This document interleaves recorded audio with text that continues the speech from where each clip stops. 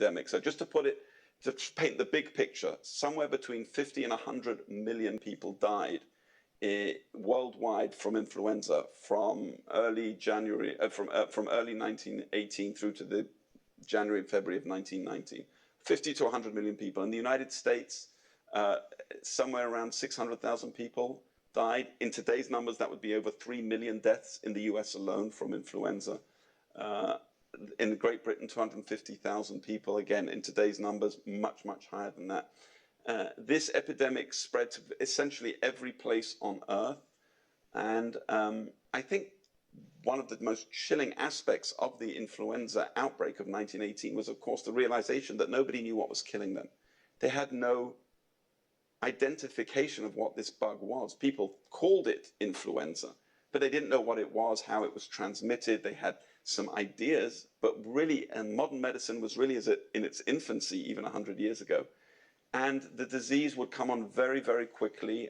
It uncharacteristically targeted young, healthy adults. Most infectious diseases are worse or more severe for people who are elderly or very young, because they have either an immature immune system if you're very young, or an immature system an immune system, if you like, that's kind of tired when you're very old. But usually the people in the middle, the young, healthy adults, they're usually the most resilient to infectious diseases. This influenza virus of 1918, it seemed to have a target on this young adult population, and they were actually at higher risk than the typical populations. And so the disease of 1918, the influenza of 1918, killed young adults in far higher numbers than you would have suspected. And it decimated towns and villages, factories closed.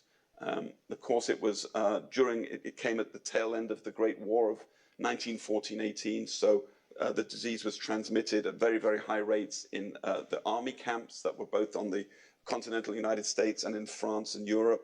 People were in very great proximity to each other, so the disease was coughed and sneezed over each other, and so the disease spread very rapidly among the soldiers and recruits of 1918. And as I said, when it was all said and done, somewhere in the region of 600,000 people in the US, 3 million in today's numbers, were dead, and they still didn't know what it was that had killed them. And there was no treatment. Back in those days, there were no antibiotics. And so if you came down with a complication of the flu, like pneumonia, it would kill you.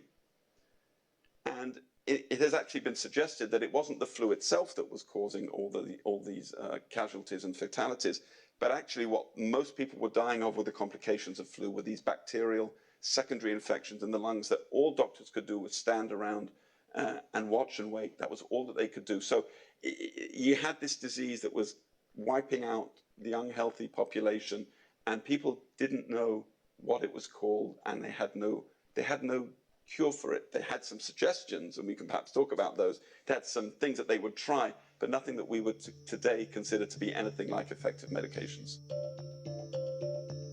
Viruses like COVID-19 can evolve in a gradual way through mutations, which means someone previously protected against one strain can effectively fight the mutated virus and they become sick. So the changing of the raincoat, that mutating, that's the scary piece of it, isn't it? That's right. And it makes the flu vaccine business very, very challenging.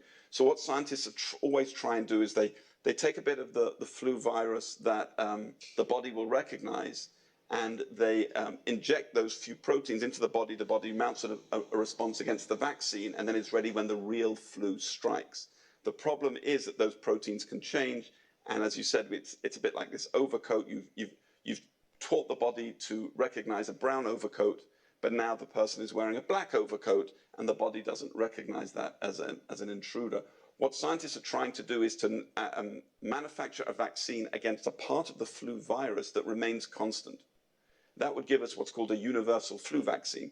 So although the overcoat changes a lot, there may be parts of the flu vaccine that are conserved from year to year and from strain to strain. And if we can make a vaccine against those conserved parts of the virus bits that stay the same year to year and strain to strain, then we'll only need to give the flu vaccine maybe once in a lifetime, as opposed to every year, and against all strains as opposed to different strains. That sounds very easy to do, but it is taking scientists a lot of time and effort to come up with this. And the truth is that even as we speak, that is still an elusive goal, that universal flu vaccine. Year to year, strain to strain, and for a guy who's on the front lines, emergency room physician, as you have been, how describe that for us? Because I guess it's preparing for a soccer season, and suddenly the team changes each year. So what's it like being there on the front lines in the ER and seeing year to year, strain to strain? Yeah, well, we're pretty ready for the onslaughts. Flu season begins, in the late fall and goes through to the early spring. We're ready for it. We understand it. All of us as healthcare providers get the flu vaccine ourselves because, as I say, even though it's not terribly effective, it does some good. And one of the things I often hear from patients is, well, how could I get the flu? I've been vaccinated. Right. Sometimes they blame the vaccine. It is not the vaccine, but sometimes they say, well, I'm not going to get vaccinated again because look what it did this time. The vaccine doesn't give you the flu. But it's because we don't have this perfect match between what is in the vaccine and the actual flu that's circulating out there that we have this mismatch, and patients can be vaccinated and still turn up in the ER. The ER can be really overrun with patients with the flu. The typical site might be 7 or 8 or 9 patients sitting in the waiting room with their coats over their shoulders and a mask so they don't cough the virus out. These are the people who feel well enough to sit. Obviously, if you're sicker than that, you're brought right back into the ED where we will examine you, take a story, a history, do blood tests as appropriate. Some patients will need a chest x-ray to make sure that they haven't got any evidence of a pneumonia, a bacterial pneumonia. But for the vast majority of patients, the treatment for the flu is symptomatic, meaning we can diagnose it clinically. We don't necessarily need to have a flu test. And we can reassure the patient that with time and fluids and bed rest and something for the fever, they will get better. The challenge is always finding those few patients every shift or few patients every week who you actually do need to bring into the hospital. And those are typically the patients who are either very young or very old, patients who have immune systems that don't work properly. And those are at much higher risk of complications from the flu. And when we see those patients, if they are already at higher risk or do have a complication of the flu, we'll have to admit them either to the regular hospital or to the intensive care unit. But that's only a small number of the patients that we see. For more full-frame content, check out our website at cgtn.com. You can also tune in to Full Frame on CGTN at 2200 GMT. That is 6 p.m. Eastern Time. To China now, where the lockdown in Hubei province is coming to an end. Migrant workers are now able to travel back to the cities where they work. They've been waiting for 2 months. CGTN's Omar Khan shows us their journey.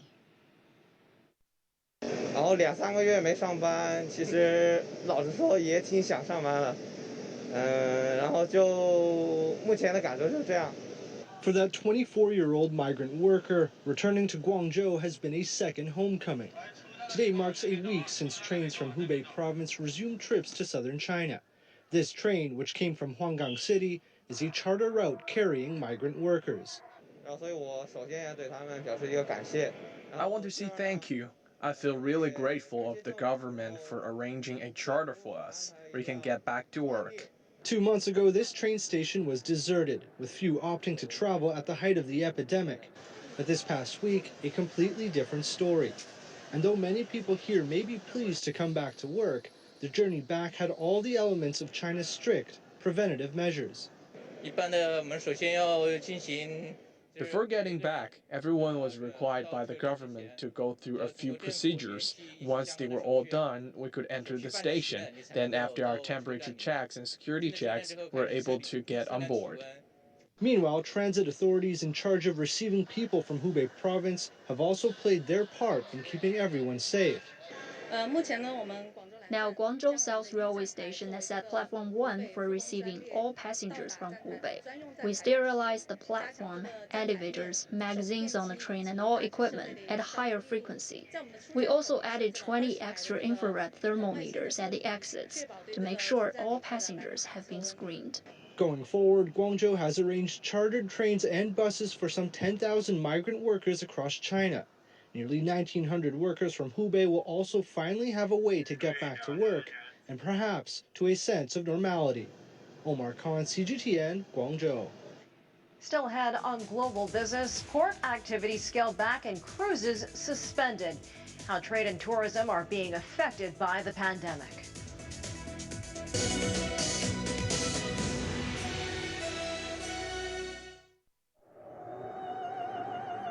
Life moves pretty fast.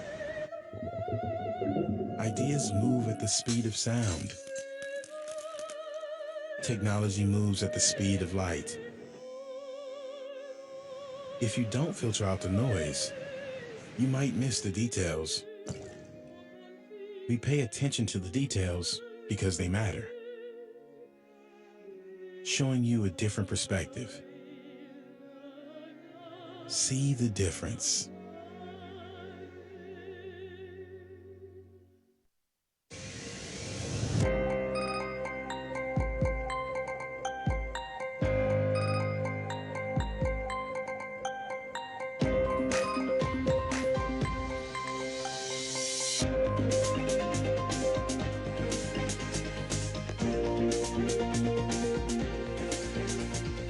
All you need to know about China.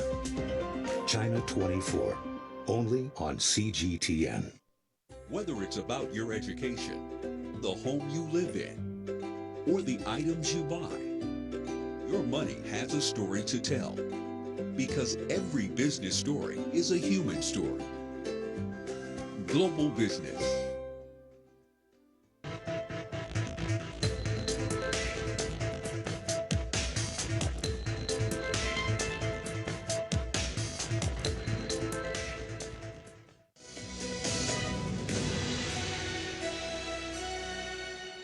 Welcome back to Global Business. Let's take a quick look at some of the other headlines from the business world. The Bank of England says the scale of the economic shock caused by the coronavirus will likely be large and sharp. However, the bank did say it believes the economic disruption will be temporary. In the past few weeks, the UK central bank slashed interest rates to its lowest level ever. Starbucks says it's offering free coffee to all frontline responders fighting the coronavirus. The coffee chain says the offer is available now through the beginning of May. And McDonald's is turning away from one of its most popular offerings as a way to streamline operations. The restaurant chain says it is eliminating all-day breakfast for the time being. McDonald's introduced its all-day breakfast back in 2015. The coronavirus pandemic is disrupting port activity on both coasts of the U.S. After multiple outbreaks on board, many cruise lines have suspended trips until next month. Capacity at ports with major cargo operations is also way down. CGTN's Giles Gibson reports. The Port of Los Angeles calls itself America's port and has been ranked the #1 container port in the U.S. for 20 years. But the coronavirus outbreak in the U.S. is hitting its operations hard. Cruise liners aren't stopping here, and cargo volumes in February were down more than 20% compared to last year. And it's the same story up and down America's coastlines. The ports that are supporting the cruise industry, for example, are getting crushed. Their business has literally stopped. If you're a diversified port that has containers and bulk and energy products, you're certainly experiencing a downturn, and it's painful, but it's a different level of pain than someone who's heavily invested in the cruise industry at this time. On the East Coast, the Port Authority of New York and New Jersey is seeking a nearly $2 billion bailout from the federal government. That's as New York's Mayor Bill de Blasio warns the coronavirus outbreak in the surrounding area will get worse before it gets better. April will unquestionably be worse than March. And right now, my fear is that May could be worse than April. That's the reality we're facing. I think the notion that we could be, quote unquote, back to normal in the month of April is absolutely inconceivable at this point. The shipping industry had already been dealing with the fallout from the US-China trade war, with cargo flow between the two countries down throughout much of 2019. But after a 2-month lockdown in China, there are signs that ports there are starting to boost their activity again. The challenge for US ports will be keeping enough workers healthy to handle shipping from China as it bounces back in the coming weeks. Giles Gibson, CGTN, Washington. For more on the pandemic's impact on travel and tourism, CGTN's Chung Lei spoke with Gloria Guevara, the president and CEO of the World Travel and Tourism Council. The discussion on our program Biz Talk began with a question of when and how the industry may recover. Well, that's a good question, and it's probably too soon to tell. What I can tell you based in some data that we have from past experiences, for instance, the impact of SARS, the impact of H1N1, it was around $50 billion to the economy. But at the same time, back then, China was not that important and was not that big in travel and tourism. So, and because of also the importance of the Chinese travelers to the world, we believe the impact is going to be greater than that, but it's too soon to tell. However, we know, based on our estimations, that at least $22 billion, that's already the loss because of less Chinese travelers in the world. So the travel sector is hit harder than others. Hospitality, cruises, airlines. The coronavirus has left no corner of the travel industry unscathed. But which area do you think is the hardest hit? We have analyzed outbreaks, 11 outbreaks from the past, is that this is the most resilient sector. So it's hard to say which one is going to be hit the most. What I can tell you is travel and tourism is suffering, and that means that it's impacting jobs already. Because according to WHO, 90% of the economic impacts of this type of outbreaks is not related to the virus, but is related to the decisions made. So we have some recommendations. Do not panic. Do not cancel. If you are not feeling comfortable traveling, what about if you delayed your trip? Let's think about it, those small businesses as well, that they are part of travel and tourism, that they'll be impacted twice, not only because of the cancellation, but also the loss of revenue. And that's a lot of jobs around the world. So you're cautioning against overreaction to the outbreak because irrational fear can cause more poverty, job losses, instability. But surely you're in the minority, no? We need to take all the measurements to try to reduce as much as we can all the deaths and contain the spread. But at the same time, we also need to understand the domino effect that some of these decisions can have and the implications of that. We are against travel bans. We're against some of the decisions of closing borders. We are against of stigmatization, for instance. And this is based in the information that we receive from WHO. So do you think countries, governments are going to take up your advice against travel bans, against more restrictions? Well, we have seen both. We have seen governments that they were well prepared and they have taken some good actions.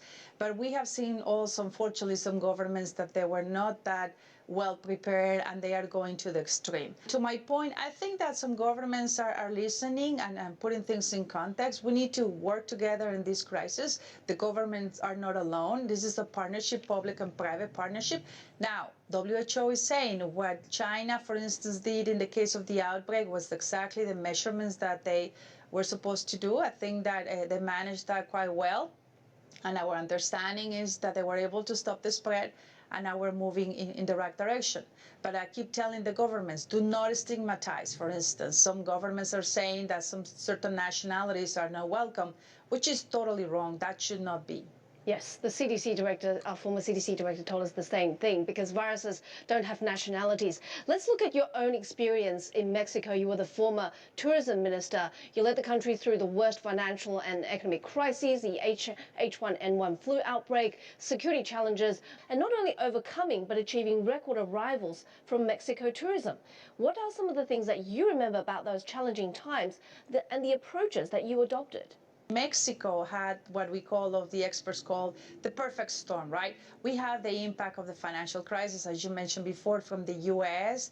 And on top of that, we had the outbreak. And on top of that, we had the security. So that combined effect, we lost like 5 million travelers in a very short time frame. And of course, it was devastating for our economy. What I can tell you is that do not overreact. Let's learn from that experience. As an example, in our case, we unfortunately, in one cases, we did the right thing, and in other cases, we overreacted. There were some cities, touristic cities, that Like, for instance, Cancun was shut down, and Cancun did not even have one case of H1N1. We believe that that was a mistake. That should have been, because then to recover that, it was complicated. But the reality also of the things that we learn is that we need to take care of ourselves. And in the case of Mexico, we did a big campaign to schools and corporations and everyone, from washing your hands, hand sanitizer, and things like that. And those measurements help us also to contain the spread. And for Mexico, counts for 17% of the GDP, direct plus indirect. So it's a very important sector that it took us a while to recover. That was the other thing that we learned in Mexico, the daily communication, be very proactive, very transparent. And the most important one is to start thinking also, okay, what is next? Once that we contain this and we are over, what about the recovery? The government has to step up and help the private sector in that case and help us to recover faster, because that means more jobs and having an economic activity that is very important for the countries. You can see more in-depth interviews like this with business leaders and policymakers on CGTN's program, Biz Talk. You can catch it on the days and times shown on the screen in GMT. Up next on Global Business, first to respond, first to get exposed. More on the danger posed by coronavirus to emergency workers and the difficult choices they have to make in battling the disease.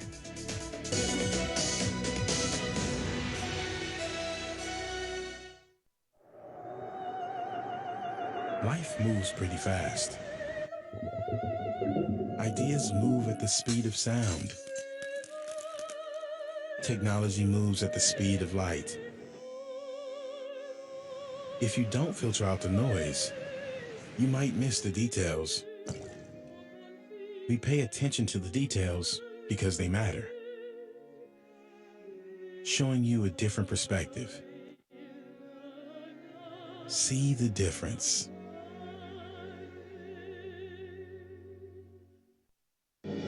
CGTN, covering coronavirus. From Asia, Africa, Europe, and America. The dangers, the uncertainty, a global effort to stop the spread and save lives. For the latest updates on coronavirus, stay with CGTN. See the difference.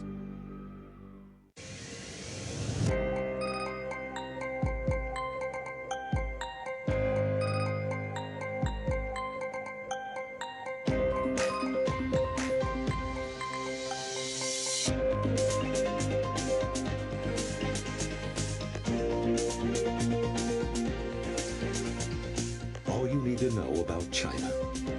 China 24, only on CGTN. Whether it's about your education, the home you live in, or the items you buy, your money has a story to tell.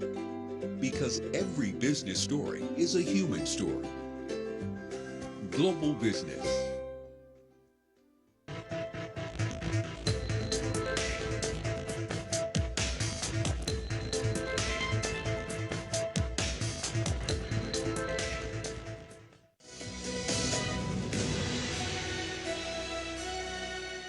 Let's now recap today's top business headlines. The U.S. now has the most number of COVID-19 cases worldwide, over 83,000.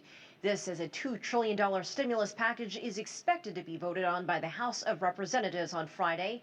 House Speaker Nancy Pelosi says she's certain it will pass. China's president is calling for an all-out global war against the COVID-19 virus. President Xi Jinping issued the call as leaders of the Group of 20 met by video conference. And the Trump administration is indicting Venezuelan President Nicolas Maduro and other members of his administration on narco-terrorism charges. The charges claim Maduro was working with Colombian rebels to flood the U.S. with cocaine.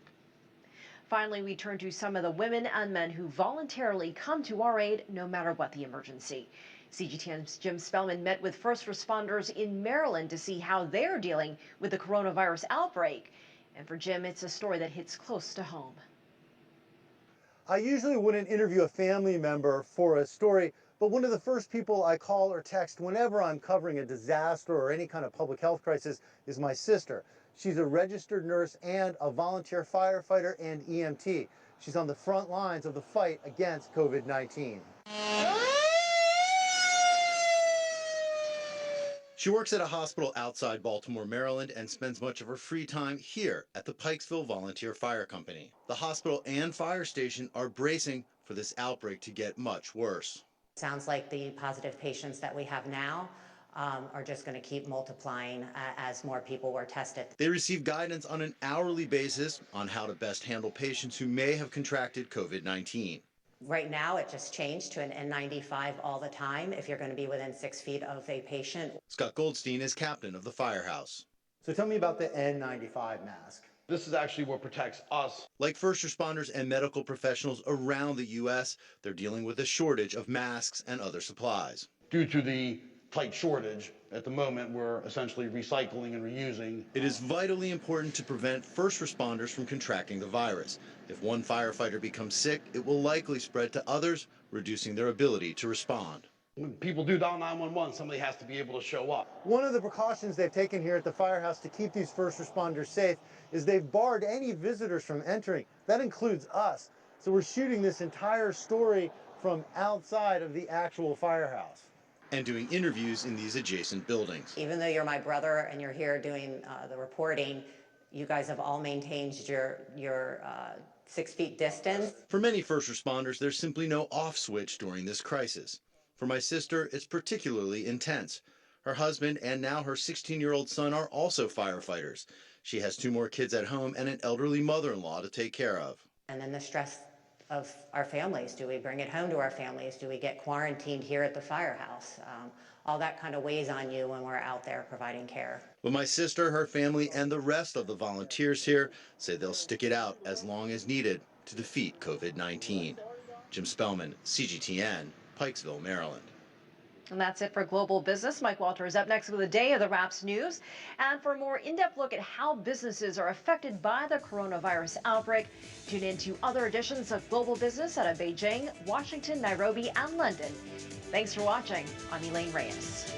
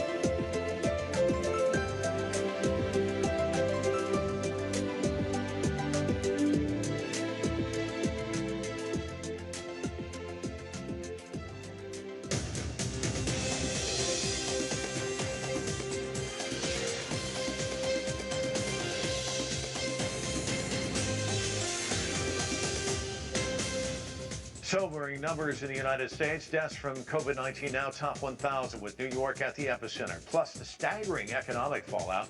A record 3.3 million Americans filed for unemployment. The White House says help is on the way. We'll explain. And a look at the challenges facing the people of Syria. They've suffered through a war, and now they must also battle a deadly virus.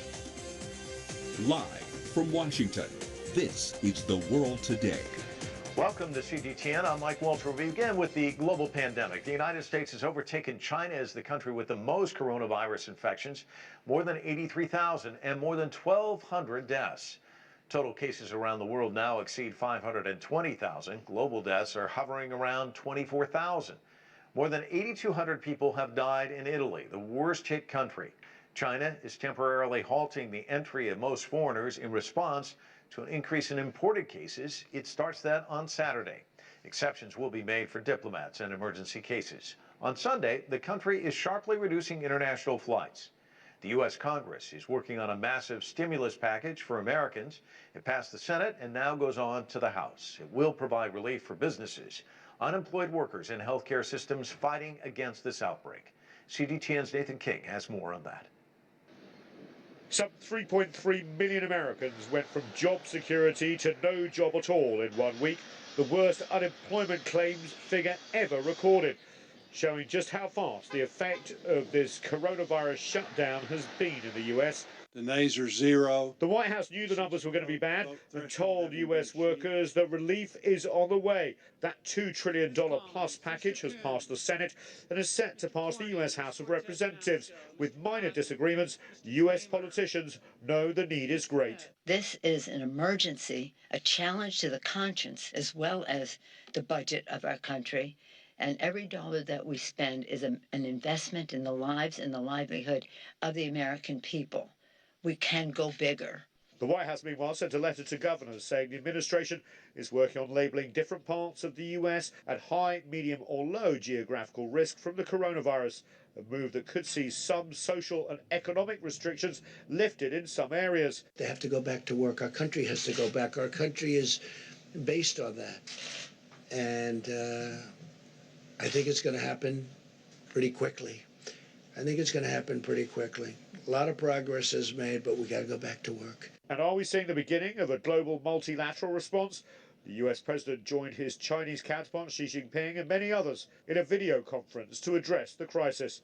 The leaders issued a statement saying they will focus on protecting lives, safeguarding people's jobs and incomes, restoring confidence, preserving financial stability, reviving growth and recover stronger, minimize disruptions to trade and global supply chains, provide help to all countries in need of assistance, and coordinate on public health and financial measures.